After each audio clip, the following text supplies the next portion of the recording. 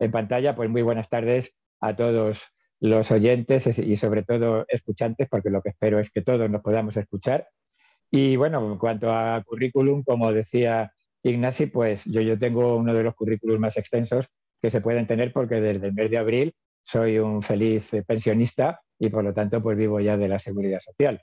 Pero bueno, antes de eso, pues en la rama de la ingeniería hidráulica, pues he estado 40 años trabajando en la administración del agua y gracias a eso, pues he adquirido una modestísima experiencia que no me ha servido ni para ganar dinero, ni fama, ni honores, pero sí que me ha servido para aprender muchas cosas. Y por tanto, soy el jubilado más feliz del mundo en ese sentido, ¿no? El jubilado de oro, podríamos decir. El jubilado de oro, efectivamente, el jubilado de oro, efectivamente. Entonces, dicho esto, como valga como presentación, pues hoy tendré siempre Ignasi, que afortunadamente hace muchos años que nos conocemos y hemos colaborado en muchísimas ocasiones también, afortunadamente. Creo que él está contento porque lo ha dicho. Yo también estoy muy contento desde cuando él estaba en el ISABA, luego todo lo de él, todo lo que hemos hecho ha sido para mí fantástico porque me ha permitido, como también ha apuntado antes, el poder introducir el agua, sobre todo porque los ingenieros civiles son más complicados.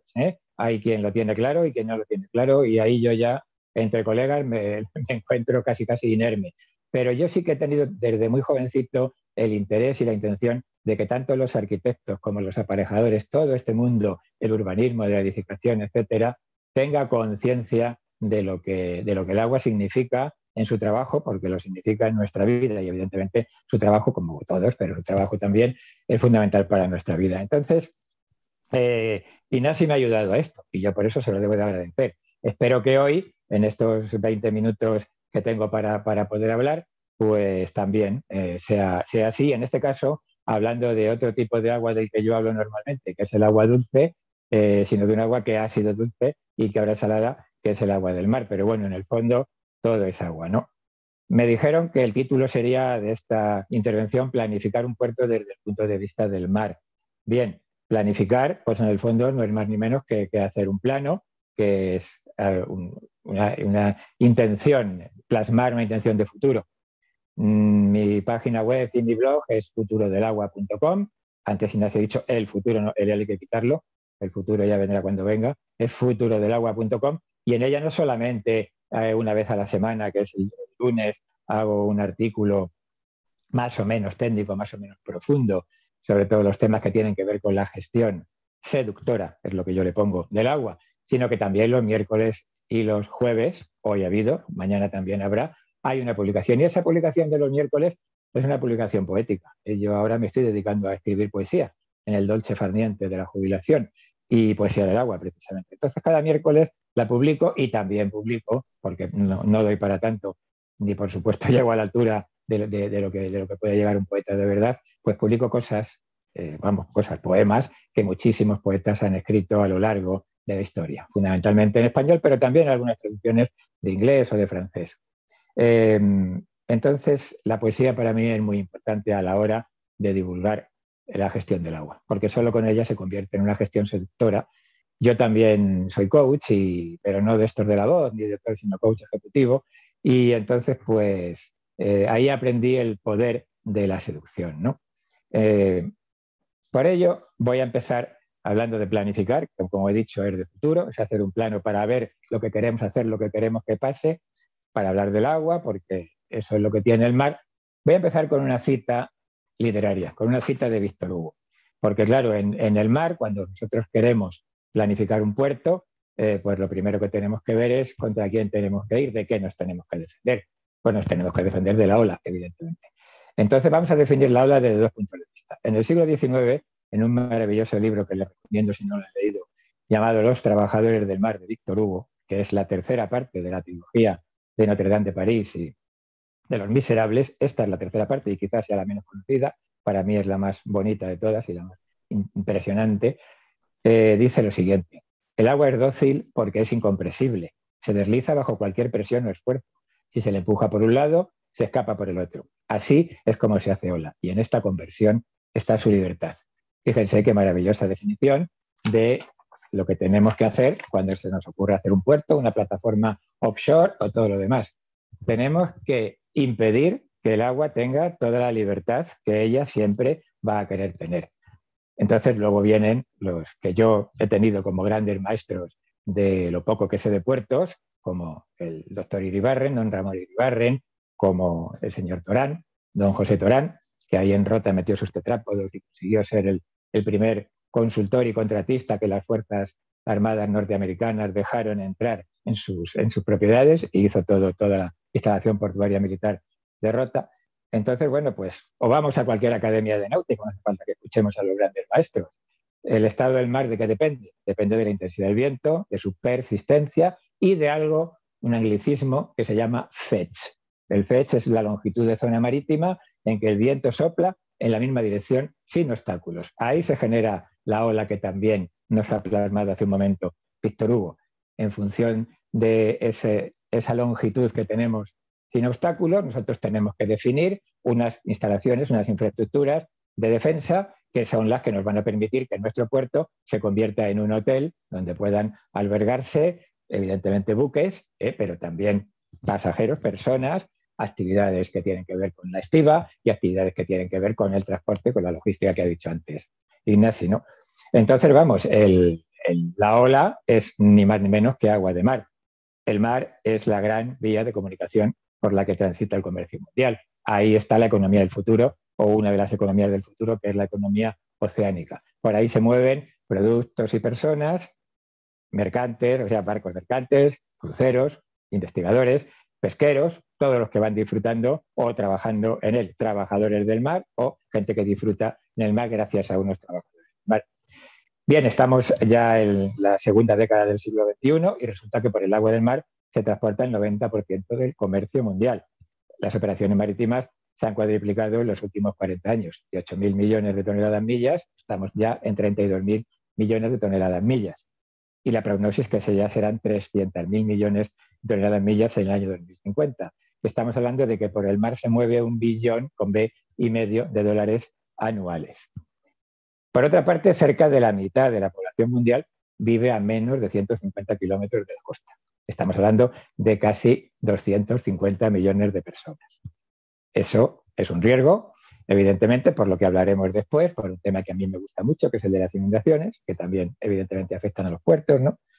Y bien, dicho todo esto como preámbulo, combinamos que el océano es el gran regulador también de nuestro mundo, de nuestra atmósfera, produce la mitad del oxígeno y absorbe el 93% del calor antropogénico. O sea que estamos hablando de algo muy importante desde todos los puntos de vista. También desde el ambiental. Cuando alguien habla de puertos, por lo menos a mí se me ocurre pensar en infraestructura de defensa. Bueno, pues tenemos esta ola máxima dependiente de este FETCH y a partir de aquí vamos a diseñar un rompeolas, que vamos a romper esa libertad con un rompeolas, vamos a diseñar un dique que sea capaz de aguantar la ola máxima que nosotros podamos sufragar, que nosotros podamos pagar para que todos los bienes defendibles pues estén defendidos con un riesgo relativamente o totalmente asumible y con el menor peligro posible. A partir de ahí ya dejo a la ingeniería portuaria que se dedique a hacer todas las elucubraciones. Eso sería el diseño y la planificación de un puerto del siglo XIX, del siglo XX, pero en el siglo XXI hay otros aspectos que yo creo que también deben tenerse en cuenta, que tienen que ver con el agua, a la hora de planificar y diseñar el puerto, teniendo en cuenta que lo más importante es lo que yo acabo de decir y de lo que no voy a hablar prácticamente más, que son todo el diseño de las instalaciones portuarias, ¿no? Tenemos que pensar también en el transporte marítimo, que es el que se mueve por el mar, y en los aspectos ambientales, ¿no? Acabo de recibir casualmente, unos días antes de hoy, de esta reunión, el último ejemplar de la revista de la Asociación de Navieros Españoles. Y he cogido un artículo que tiene un título evidente, dice una década clave para el sector del transporte marítimo. Entonces resulta que aquí se comenta un informe que dice It's time how to make shipping's decade of actions a reality, elaborado precisamente por Joyce, ¿no? Casi nadie, por Joyce. Bueno, pues aquí nos están diciendo que en el 2030 los buques oceánicos tendrán que tener 0 emisiones y deben ser viables comercialmente. Para conseguir esos objetivos, Naciones Unidas ha determinado que los combustibles con 0 emisiones deben superar el 5% del total de la mezcla de combustibles del sector marítimo en el 2030 es el punto de inflexión que permitirá alcanzar la descarbonización en el año 2050. Es decir, entramos en una década clave para la descarbonización de los buques. Ustedes podrán preguntarse, ¿y esto qué tiene que ver con los puertos? Pues claro, pues tiene que ver lo que vamos a ver ahora, ni más ni menos, ¿no? Ya lo verán. El estudio de Joyce, en el que se basa este artículo, indica que hay que hacer 5 acciones para que permitan que el transporte marítimo consista en estos objetivos. Una de ellas está en los puertos. Dice una normativa global y uniforme que apoye una acción de todo el sector. Prácticamente sin eso no hacemos nada. Y la segunda dice superar las barreras para el desarrollo de la infraestructura. Entonces, claro, estos señores que son navieros dicen, con que yo cambie mi buque y le cambie el motor, y entonces sea un motor de gas, o tenga scrubbers, que después hablaremos de ellos, o sea eléctrico, como ya los hay, ¿no? Con eso, y forme a mis tripulaciones para que lo manejen, no es suficiente. Hacen falta infraestructuras de producción, de transporte y de suministro para los nuevos combustibles, que supondrán alrededor del 80 o el 90% del coste de la descarbonización. Es necesaria una inversión mucho mayor en tierra que a borde del buque. Por lo tanto, primer aviso no para navegantes, sino para los del puerto. Señores planificadores de puertos, repito, es necesaria una inversión mucho mayor en tierra que a bordo del buque para proceder en esta década y sobre todo llegar al objetivo de 2050 de 0 emisiones a la descarbonización de los buques. Dice también el artículo, dice Joyce, si los proveedores de amoníaco, metanol o biocombustible no desarrollan la infraestructura, el naviero puede tener un precioso buque nuevo con un precioso motor nuevo que no puede navegar en ningún sitio, porque no puede llegar a ningún sitio, a ningún puerto. Por ello es fundamental que ambos procesos avancen a la vez. Los proveedores solo construirán las infraestructuras cuando exista la demanda y solo se construirán los buques si la infraestructura existe. Entonces, aquí tenemos un desafío mundial, absolutamente para todos. Para terminar con este aspecto que no tiene, creo yo, desperdicio y que es importante tenerlo en cuenta también para el futuro y para el futuro del agua, pues está claro que dice también, para acabar con el informe, que es un sector que hace apuestas a 25, o sea, cada vez que se construye un gran buque se está haciendo una prognosis de futuro y de duración de 25 años. Por lo tanto, no es tan sencillo y, como saben ustedes, es muy caro el conseguir un buque así. Son 25 años en los que hay que pensar y, por lo tanto, hay que alinear el ecosistema marítimo en torno a estas 5 sendas, de las que hemos hablado de 2, que son los que base de este informe, ¿no? Normativa global uniforme, superar las barreras para el desarrollo de infraestructura, inversión y financiación, análisis de datos, ahí está BIM, y asociaciones transversales para aprovechar las sinergias. Bueno, BIM está ahí y en otros muchos sitios, ¿no? Bien, dicho esto, vamos a continuar teniendo en cuenta que ya tenemos que tener previstos en los puertos que van a venir nuevos buques que o usarán fuel oil marino con bajo contenido de azufre o usarán sistemas de limpieza de gases de escape, o a lo que se va a ir en el próximo futuro es al usar el gas natural como combustible alternativo. Por lo tanto, los puertos deberán disponer de estaciones de suministro de gas que tendrán que convivir con las actuales gasolineras. Tengámoslo en cuenta. Otro aspecto muy importante que tiene que ver también con la calidad, después pasaremos a otros temas, es el informe que publicó una ONG que se llama Transport y Environment en la Federación Europea para el Transporte del Entorno, que forman 49 miembros de 27 países. Aquí se analiza la contaminación del aire. Entonces resulta que el aire que acaba llegando al agua, cuando tenemos un puerto como puede ser en España, Barcelona, Málaga, Valencia, un puerto con los de Canarias, por supuesto, los de Baleares, un puerto donde fondean muchos cruceros. No sé si ustedes piensan, o se han pensado alguna vez, quiero decir, que cuando el crucero está a sus 10, 8, 11 horas en el puerto, no apaga sus motores. Entonces los pasajeros se van, recorren una ciudad, etcétera, etcétera, pero los motores no se apagan. Ese humo continúa saliendo por las chimeneas. Y ese humo, que es un humo azufrado, eso es CO2, azufre y CO2, pues resulta que no tenemos más dato que decir que en todos los grandes puertos se está produciendo una terrible contaminación que repercute en las ciudades y que es enormemente superior a la de todos los vehículos y todas las calefacciones que quemen en esas ciudades. Por lo tanto, importantísimo, como ya he dicho antes, reducir estas emisiones. Bien, siguiendo adelante con los objetivos marcados para esta sesión, también tenemos necesidad de que los petroleros, los grandes buques que fondean en los grandes puertos, limpien, y por supuesto todos los demás barcos limpien sus sentinas, pero los petroleros limpien también sus bodegas y sus depósitos. Eso no es una solución sencilla, se necesita agua para hacerlo y ese agua hay que tratarla y hay que verterla. Por lo tanto, instalaciones para el vertido. Con todo lo dicho, aquí vemos que prácticamente el puerto de futuro debe prepararse para no afectar a la calidad del aire de la ciudad cercana a él, para no afectar a la calidad del agua que le rodea y que le da lógicamente la vida. Y debe tener instalaciones dentro de sus infraestructuras, instalaciones preparadas para ello.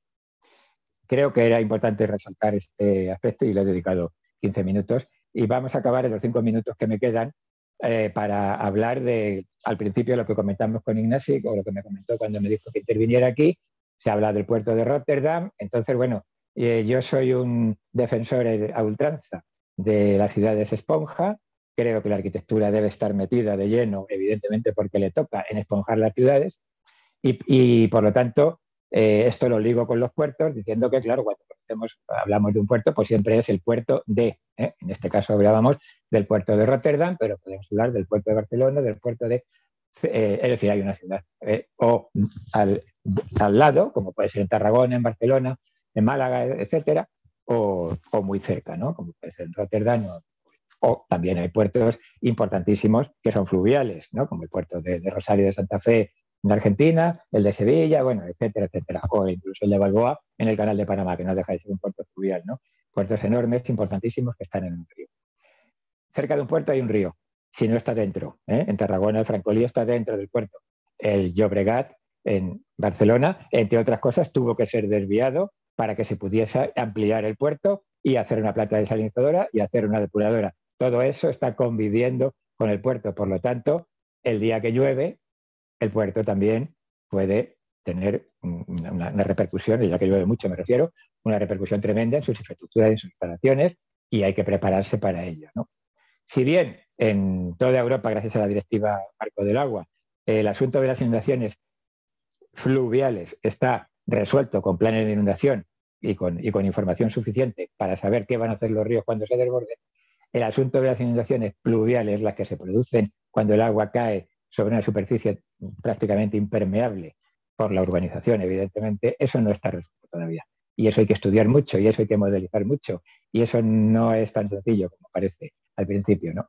Bien, el ejemplo más claro de esto lo tenemos en Rotterdam, ¿no? Fíjense ustedes, Holanda tiene 2.000 kilómetros de costa, casi nada, ¿no? Y Holanda pues no ha hecho ni más ni menos que las actuaciones, las inversiones suficientes como para que desde el año 1962 no haya ni un solo muerto en su país por culpa de las inundaciones, cuando un tercio del país está por debajo del nivel del mar. Bueno, pues, ¿qué han hecho? Pues invertir, evidentemente. Ellos han hecho las inversiones cuyo mantenimiento cuesta 1.000 millones al año. 1.000 millones de dólares, perdón, al año. Claro, si lo comparamos esto con lo que produjo el Katrina en Nueva Orleans, también en su puerto, en el año 2005, pues fueron 150.000 millones y 1.800 muertos. 7 años más tarde, el Sandy le costó la vida a 70 personas en el Caribe, a 147 en los Estados Unidos y a 2 en Canadá. Y reparar sus desperfectos costó 70.000 millones. Claro, si la ciudad de Barcelona, si la ciudad de Tarragona, cualquier ciudad no tiene bien resuelto su drenaje urbano, no está suficientemente esponjada y se inunda, también repercute en el puerto que está llevando a sus pasajeros a esa ciudad y también repercute en el puerto por lo que le pueda llegar, por el asunto de que como los ríos hacen erosión, transporte y depósito, nos están enviando una serie de sedimentos y tenemos que estar dragando continuamente. Ya no digamos los puertos deportivos, los puertos más pequeños, lo que producen en el sentido de que toda la corriente, toda la dinámica litoral de la arena y de todo lo que se está moviendo, pues lo están enviando de un puerto a otro, o están sacando arena de una playa, la están metiendo en otro puerto, bueno, un problema de dragado tremendo, ¿no? Bueno, ¿qué han hecho los holandeses? Pues además de, ya voy terminando, además de de esos 1.000 millones que les cuesta al año hacer ese superdique, etcétera, etcétera, pues han cogido a un diplomático y le han nombrado embajador del agua. Se llama el señor Omnic, y este señor pues va yendo por todas partes, colabora con las Naciones Unidas y resulta pues que va explicando todo el dinero que ellos están invirtiendo en investigación, todo el dinero que están invirtiendo en saber más sobre todo el tema que tiene que ver con el agua en movimiento y con el drenaje, bueno, pues lo están volviendo a ganar cuando este señor se ocupa de ir por, un diplomático digo, se ocupa de ir por los diferentes países donde hay problemas y dice, nosotros se lo resolvemos.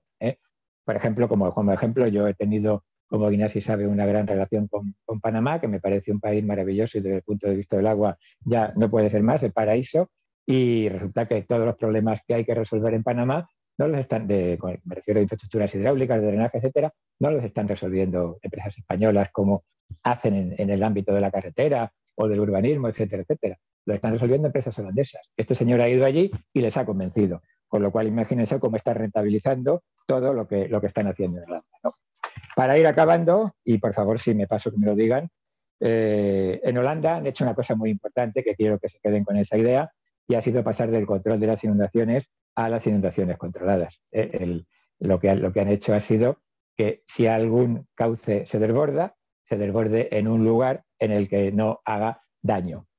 Por ejemplo, canchas de baloncesto urbanas que sirven como balsas de la emergencia de avenidas, que pueden retener hasta 2.000 metros cúbicos de agua de lluvia, taludes vegetados en parque, canales de remo olímpico que laminan caudales de avenida, dunas artificiales donde se pueden estacionar los vehículos en el interior y descienden a las poblaciones costeras de la fuerza de las olas del temporal. Es decir, todo esto, además de defender de las inundaciones, hace una función social cotidiana y tiene unos objetivos claros cuando llueve de verdad.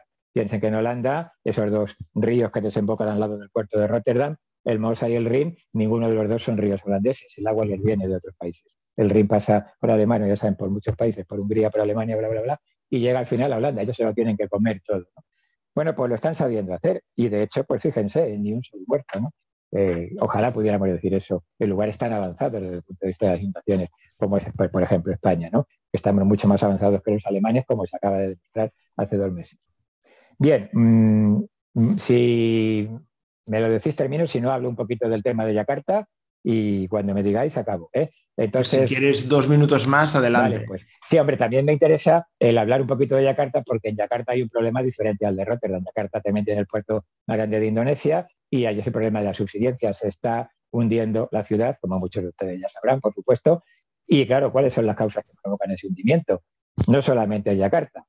Tengo aquí una lista. Bangkok, Londres, Yakarta, Shanghai, Houston, México, New Orleans, Miami, Venecia. Más de 100 millones de personas están viajando en un buque en lento proceso de hundimiento. Ese es el Titanic de las ciudades que se está hundiendo, ¿no? Hay muchos motivos para que se hundan las ciudades. El peso de la lluvia en Houston, cuando cayó el último huracán, fue uno de ellos. El peso de la lluvia que se deposita sobre los edificios, sobre todo el terreno impermeabilizado, ese no es el más grave. La expansión térmica del nivel del mar debido al incremento del volumen de agua a medida que aumenta su temperatura es otra. Pero también está la subsidencia provocada por la extracción bestial de agua subterránea en los acuíferos que están debajo de la ciudad. Entre Barcelona y el puerto o allí mismo tenemos el acuífero del Valle Llobregat. Entonces, ahí se produjo en su momento una gran extracción que afortunadamente ahora se está resolviendo e incluso inyectando, pero eso no está pasando en Yakarta, eso no está pasando en Ciudad de México. En el Zócalo de México el suelo ha bajado 10 metros y ya está por debajo del nivel medio de las aguas del lago de Texcoco. Están bajando entre 8 y 12 centímetros al año. Bueno, en Yakarta han tenido que coger y largarse a otro sitio. ¿Saben ustedes quién les ha diseñado, quién les ha planificado la nueva Yakarta, la nueva capital de Indonesia? Precisamente fue por allí el señor Aunik, el holandés, y les dijo lo que tenían que hacer y están haciendo un súper megadique espectacular, de manera que las personas que tenían más dinero y vivían muy cerca de la costa viendo un maravilloso paisaje marino, pues ahora lo que tienen delante es un maravilloso muro de dique que por lo menos les defiende sus propiedades aunque les haya quitado la vista, ¿no?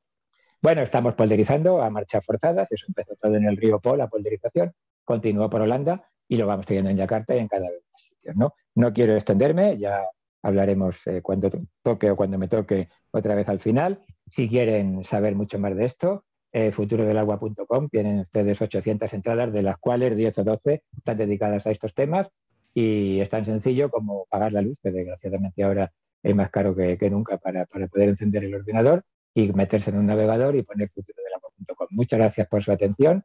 Disculpen que no haya puesto diapositivas, han tenido que ver mi cara, pero bueno, para mí ha sido un placer.